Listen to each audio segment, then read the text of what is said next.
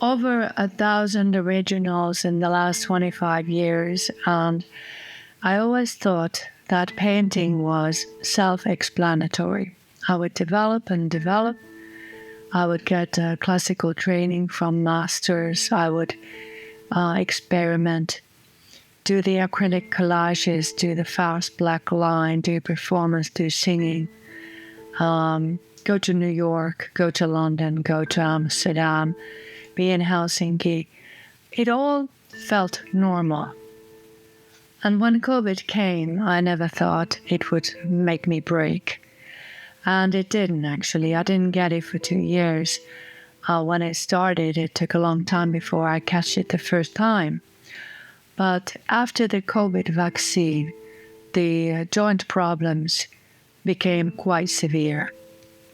The pain in the joints and the shoulders was immense, and it started first with my right arm, and it expanded into the elbow and the palm.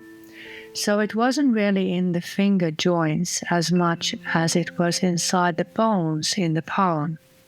So it expanded and it spread to my left hand and arm, and went to my pelvis and my knees and my ankles. And this pain lasted for almost 2 years. As an artist, you always create. You cannot help yourself.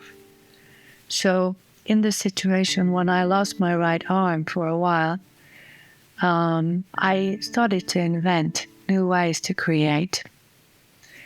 And I created 2 performance visits to Manhattan, New York, which were actually quite successful and a lot of fun. So I really enjoyed this, and I kind of put myself out there in the way that I wore the bling bling to feel alive again, and I wanted to live as today would be the last.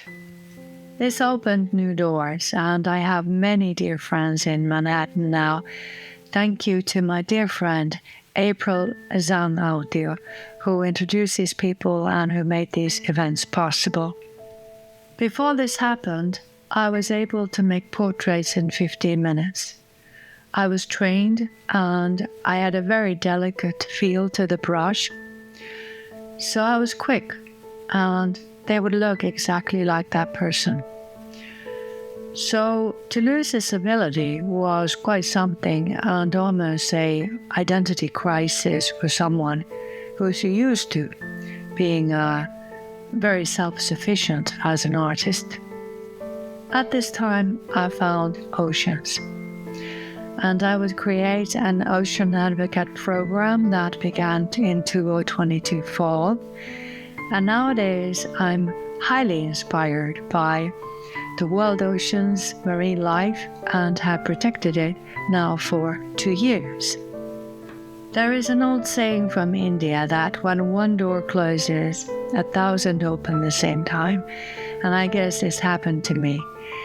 So now I am painting again, and after almost healed from what this vaccine caused, or they say it might have caused, I feel very happy and very joyous of these new visions and new ideas.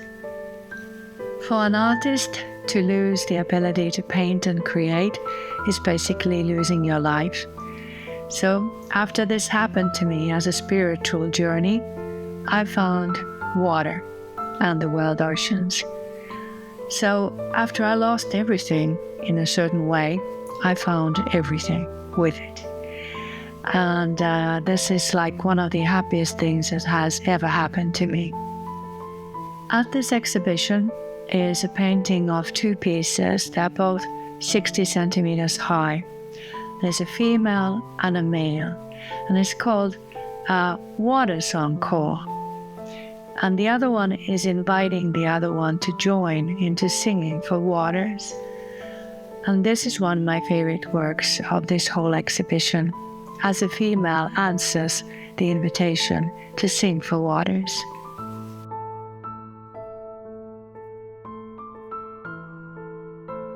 I have a dear relationship with the 4 seasons forms of water. So I enjoy going really fast with a snowmobile on a river in Lapland in the wintertime. I just love that. Snow, the white snow everywhere. It's so beautiful as it decorates all the trees. Then comes a flood, often in springtime, not every spring, but often. And it has this eerie feeling in the air that it gives you almost shivers to your neck as you feel the cold mist and certain scents in the air as the flood is everywhere. They say that in the springtime, when there gets a certain lime yellow to the light, to the daylight, after they see this tint of this color, the ice begins to break. And this was an extremely inspiring story that I wanted to paint.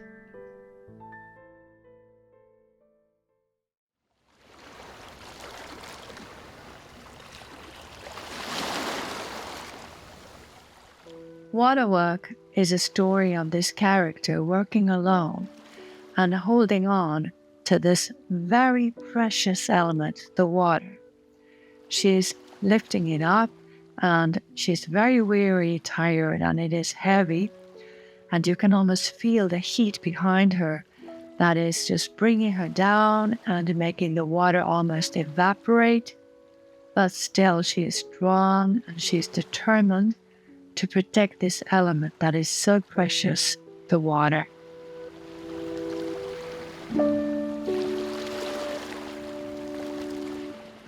Beluga Dreams of Aitutaki is kind of a fantasy painting with puzzles in it.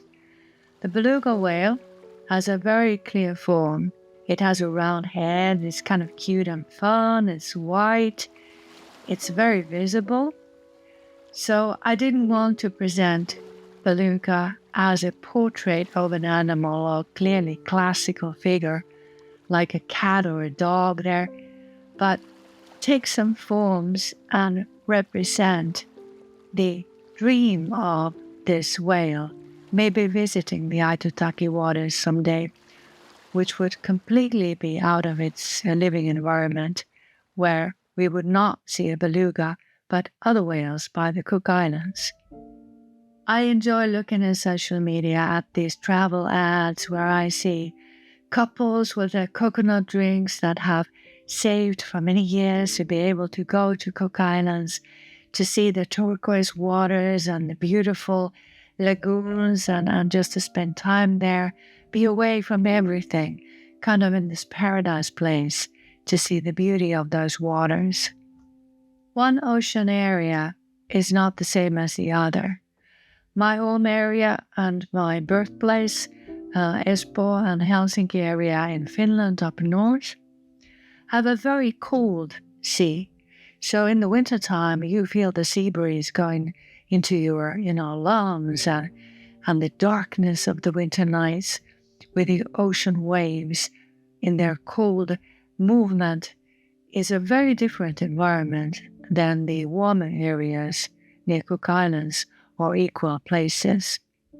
So the sea that is familiar to you becomes normal, and you start to look at the other places where you have not visited, and your imagination is seeing that. And I, as a visual person, as an artist, my mind lives life in a very visual way.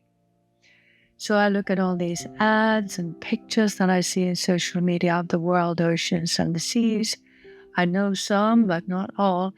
And my imagination starts to create artworks of these images I see in the social media. Beluga Dreams of Aitutaki is a painting that I feel is actually quite deep. It has nothing to do with reality. These colors are almost like naive in their way, how they are there at the painting and meet each other.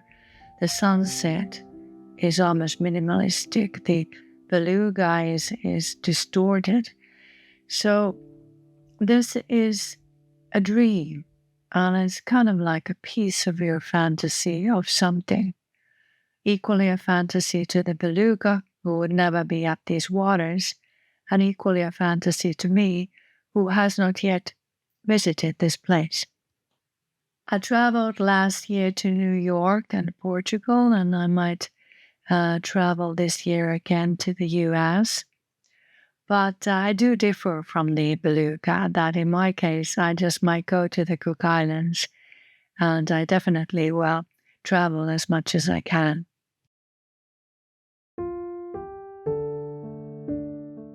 The mandala is to me like a little window to sacred geometry.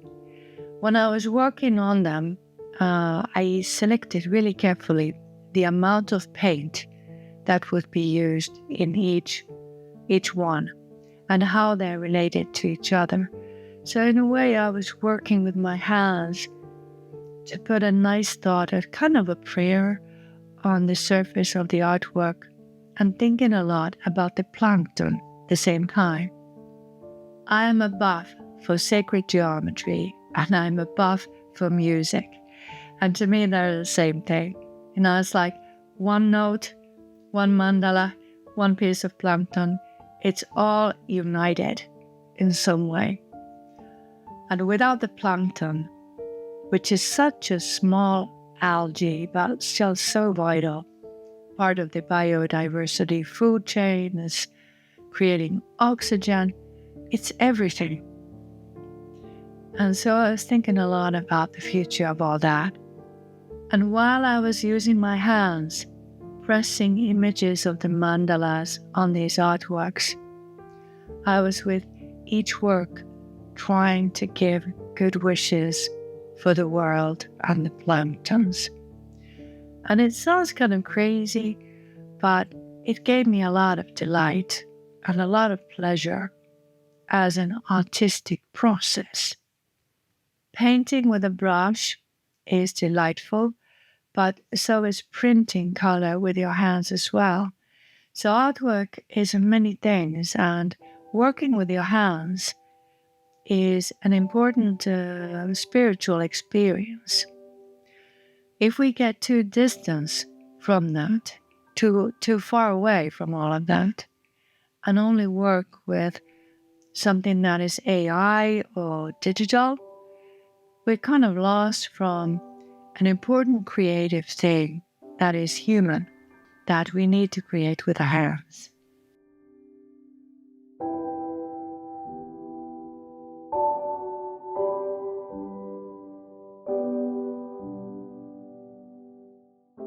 When the moonlight is reflecting light to the waves at the open sea at night time, that is a serene moment in conditions that would not feel very safe unless you really know your way around those areas at the open sea. This is one reason why I admire professional sailors, because they know those conditions that are very harsh for someone who doesn't know how to navigate your way around with nature's all conditions. In this artwork, mandala is representing the moon as well as its reflections. One who looks really carefully can see black mandalas on black surface, because those to me represent unity, safety, and assurance.